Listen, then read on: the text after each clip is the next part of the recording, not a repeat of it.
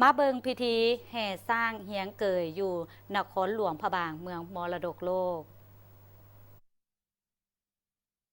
อยู่นครหลวงพระบางเมืองมรดกโลกได้จัดพิธีแห่สร้างเฮียงเกยซึ่งเป็นพิธีกรรมครอบลาหรือบอกกล่าวการเปลี่ยนศักราชปีเก่าไปสู่ศักราชใหม่หรือสังกัดใหม่ตามความเชื่อถือมาแต่โบราณกาลท่านแซงจันทร์เพียสาขาในบ้านปะคามได้ให้สัมภาษณ์ว่าพิธีกรรมแห่สร้างเฮียงเกยเป็นฮิตของประเพณีอดีงามที่สาวหลวงพระบางได้สืบทอดกันมาแต่โบราณกาล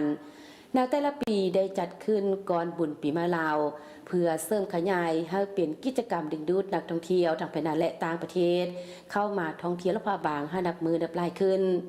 สำหรับความหมายคำว่าสร้างเฮียงเกยตามกันเล่าข้านกันมาหลายเส้นคน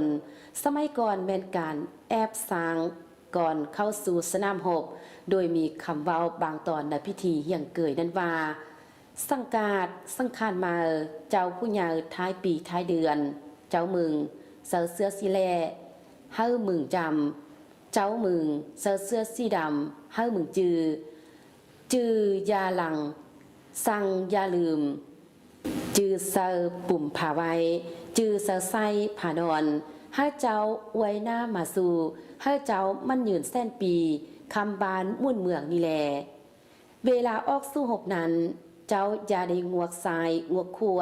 เฮ้าไปหน้าติกคันได้ยินเสียงคนห้องโฮแซวอยู่ทางหน้าแมนศัตรูเพาะสางเป็นสัตว์ใหญ่คูบานคูเมืองลาวแนวป่าสงครามคนส่วนใหญ่ได้นำสางเป็นพาหนะสู้หบคำว่าเหียงหมายถึงเทียบติดแปะเงียบเข้าเสกันและคำว่าเกยแม่นคำศัพท์ที่ได้มาจากภาษากะโมกที่หมายถึงระเบียงเสียหรือศาลข้องเหือนที่ยกให้สูงขึ้นแนวพิธีกรรมสร้างเฮียงเกยจะมีพืชพันธุ์ธัญญาหารหลายอย่างให้สร้างกินเพื่อเสียงถวยการกินของสร้างเส้นหญ้ากล้วยอ้อยทั่วงาเหล้าข้าวต้มข้าวนมข้าวโคบข้าวเคียบและอื่นๆตามความเชื่อถือถ้าปีดาสร้างกินหญ้ากินกล้วยกินอ้อยก็จะพยากรณ์ว่าปีนั้นดินฟ้าอากาศสภาพการบ้านเมืองก็จะสงบสุขร่มเย็นน้ำฟ้าน้ำฝนก็จะอุดมสมบูรณ์ถ้าปีนั้นสร้างกินเหล้า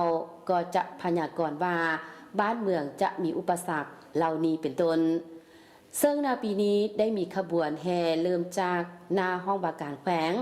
มีสร้างเข้าร่วมขบวนแห่จำนวน7เสือกหรือ7โตโดยนำสร้างมาเหี่ยงเกยอยู่วัดมาสุวรรณภูมิรามพร้อมทั้งจัดพิธีสู่ขวัญสร้างและแห่ขบวนไปสืบต่อทำพิธีอยู่ลานเกยสร้างวัดเสียงทองตึมอีก